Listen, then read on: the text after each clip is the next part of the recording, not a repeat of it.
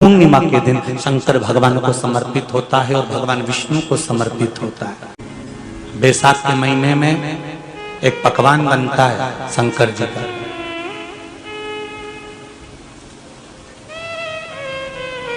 शिव जी के हाथ में त्रिशूल है, शिव जी के 3 नेत्र हैं, बेलपत्री में भी 3 बोलते जाओ पत्ती है। बैसाख के महीने में जो शंकर भगवान को प्रसाद का भोग लगता है उसमें भी 3 ही चीज मिलती है। सत्तू कोई दूसरे महीने में बनता है? जम के तो बोलो नहीं। कब बनता है? यही बैसाख के महीने में।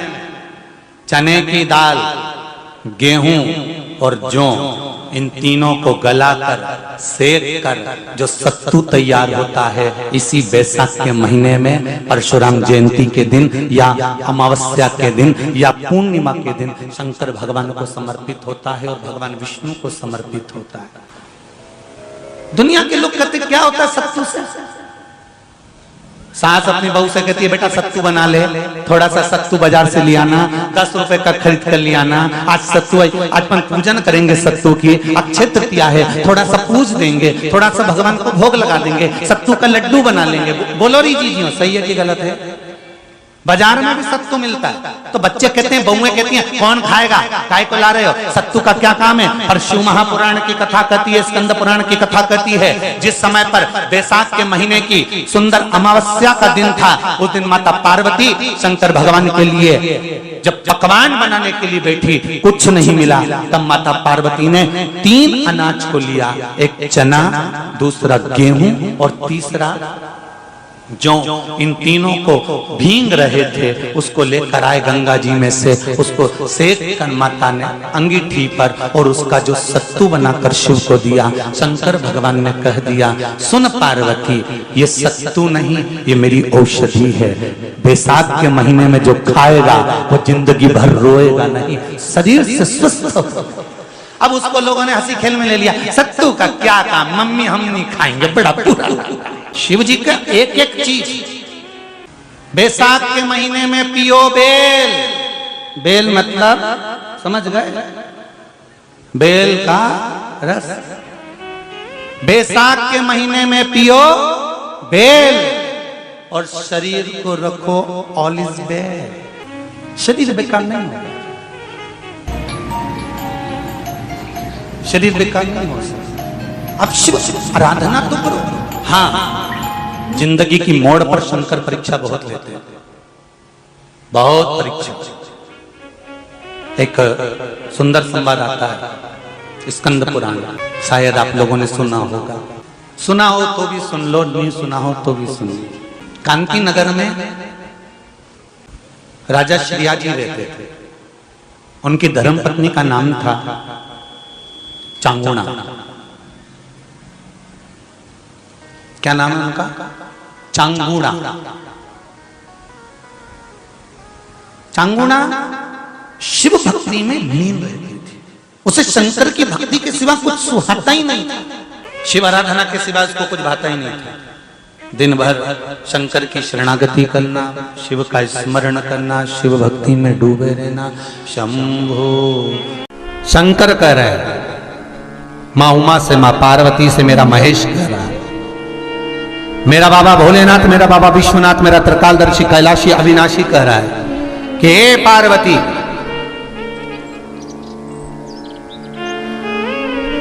एक बीला, एक बेल जो मुझे समर्पित करता है, और समर्पित करने के बाद उस बेल की महत्वता देखिए, जो बैसाख महीने में बाबा शंकर को जो चढ़ाया जाता है और 1000 अश्वमेध यज्ञ का पुण्य फल हम प्राप्त कर लेते, मात्र एक फल चढ़ाकर, मात्र एक फल चढ़ाकर। हे पार्वती, संसार का मनुष्य जब मुझे वो बेलपत्र समर्पित कर, वो बेल का फल समर्पित करता है, पार्वती वो फल जो मुझे चढ़ता है, फिर मैं भले नर्मदा के जल से निकला हुआ कंकर शंकर क्यों ना हूं, फिर चाहे मैं गंगा के जल से निकला हुआ कंकर शंकर क्यों ना हूं, चाहे फिर मैं यमुना के जल से निकला हुआ कंकर शंकर क्यों ना हूं, चाहे मैं सरयू के जल से निकला हुआ कंकर शंकर क्यों ना हूं, चाहे मंदाकिनी के जल से निकला हुआ कंकर शंकर क्यों ना हूं, ए पार्वती फिर जो भी शिवलिंग पर वो बेल समर्पित होता है वो बेल उठाकर जीव अपने कार्य में ले सकता है। ये माँ उमा से कह रहा है। तो उस बेल की महत्वता जानेंगे। अब अपन उस बेल को जानने के लिए वापिस स्कंद पुराण में चले तो स्कंद पुराण में लिखा हुआ है कि जो बेल बैसाख के महीने में शंकर को चढ़ाया जाता है वो बेल का फल उठाकर रख लिया जाता है। बैसाख के महीने में उस चढ़े हुए, बाकी का आपको बेल का फल खाना हो तो बात दूसरी, पर चढ़ा हुआ जो बेल का फल है वो पूरा बैसाख नहीं खाना। बैसाख के बाद में अगला जो महीना आए उस महीने के अंदर उस फल के अंदर का गुर्दा निकालकर उसको सुखा लीजिए और सुखाकर जिस व्यक्ति को पथरी की बीमारी हो और जिस व्यक्ति को पेट में बहुत भोजन पचता ही नहीं है, पूरा शरीर पाचन क्रिया बेकार हो गई, उस व्यक्ति को केवल 7 दिन तक शंकर पर चढ़ा हुआ वो बेलपत्र प्रदान कर दीजिए। पथरी भी बाहर और पाचन क्रिया भी ठीक, जिंदगी भर तकलीफ नहीं। उस बैसाख में उस फल की इतनी महत्वता बाबा भोलेनाथ स्कंद पुराण, लिंग पुराण, नर्मदा पुराण, पद्म पुराण के अंतर्गत, शिव महापुराण के अंतर्गत वर्णन कर उसकी महत्वता है। वो बेल का फल साधारण नहीं हो सकता। अब मंदार का जो पुष्प होता है, आंकड़े का जो फूल होता है, एक सफेद कलर का भी होता है और एक गुलाबी कलर का भी होता है। देखा है आप लोगों ने? बोलो, जम के बोलो, देखा है ना? गुलाबी कलर का जो पुष्प होता है वो आप मंदार का, आंकड़े का जो गुलाबी कलर का पुष्प होता है आप टीवी पे देख रहे होंगे। एक सफेद देख रहे होंगे, एक मंदार का गुलाबी फूल, नीला कलर का फूल देख रहे होंगे। जो नीला कलर का जो पुष्प होता है, गुलाबी कलर का जो आंकड़े का फूल होता है, प्रयास करना जब किसी विषम परिस्थिति में फंस गए, विषम परिस्थिति, जब आपको लग रहा है कि मुझे बहुत भय लग रहा है, कुछ बुरा होने वाला, आपको लग रहा है आज मेरी उल्टी आंख बहुत फड़क रही है, कुछ गड़बड़ होने वाला है, आपको लग रहा है मेरी सीधी आंख फड़क रही, कुछ गड़बड़ होने वाला है, तब केवल वो नीला जो गुलाबी पुष्प है मंदार का, उसको कहीं से लाकर शिवालय में अशोक सुंदरी वाली जगह पर स्पर्श कर कर शिवलिंग पर आप चढ़ा दीजिए। आपकी विषम परिस्थिति कैसी भी होगी वो रास्ता बनाकर बाहर निकल जाएगी। आपको फंसना नहीं, परेशान नहीं। मंदार आंकड़ा, सफेद आंकड़े का पुष्प भी भगवान शिव को समर्पित होकर, जैसे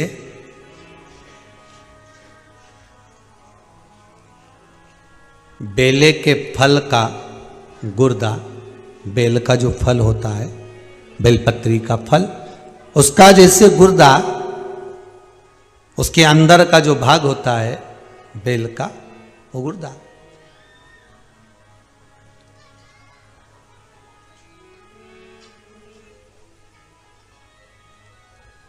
उसको अग्नि में जलाकर उसकी भस्म तैयार कर कर छान कर जब जब आपके यहां विद्वान ब्राह्मण शिव जी का अभिषेक कराते हैं, पूजन कराते हैं, तो उसमें लिखते हैं पूजन के साहित्य में बेलपत्री, धतूरा, दुर्वा, ये उसमें नीचे लिखेंगे भस्म। लिखते कि नहीं लिखते? लिखते हैं ना, भस्म अभिषेक में चाहिए रहती है। तब उस भस्म का थोड़ा सा भी भाग आप अगर शिव को समर्पित कर रहे हो तो ये जान लें कि शंकर मनवांछित फल प्रदान कर रहे हैं, शिव फल प्रदान कर रहे हैं।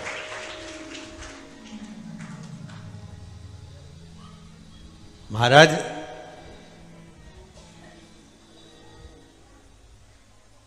बेलपत्री के वृक्ष के नीचे बैठकर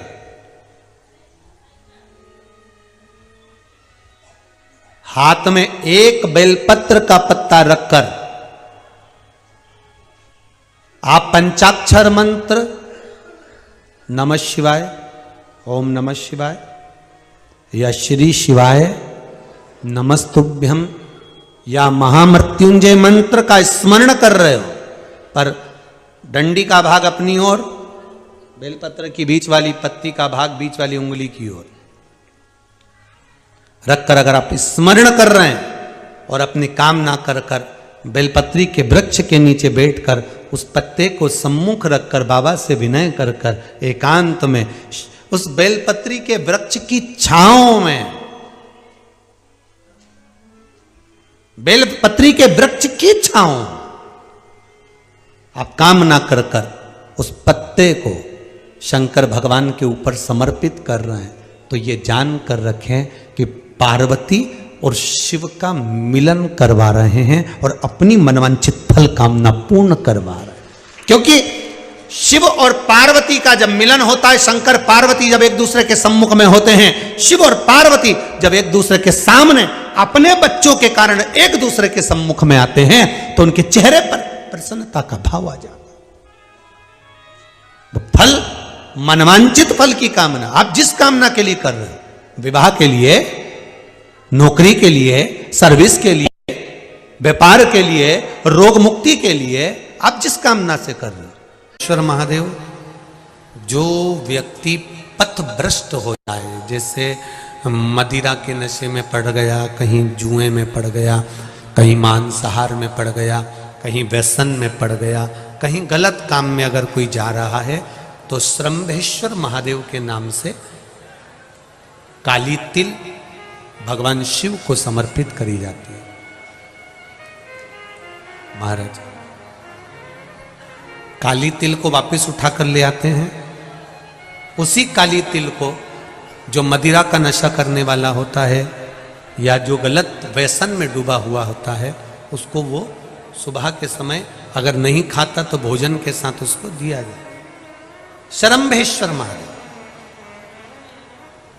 एक बेलपत्री का भी बहुत अच्छा प्रयोग है श्रंभेश्वर महादेव का, मदिरा पीने वालों के लिए, मांसाहार, व्यसन में, जुए में, वेश्यावृत्ति में, पर नारी में, गलत जगह पर जो डूबे रहते हैं उनके लिए।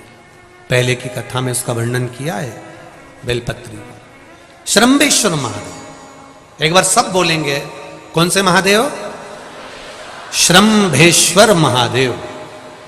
फिर जम के बोल लो एक बार, श्रंभेश्वर महादेव।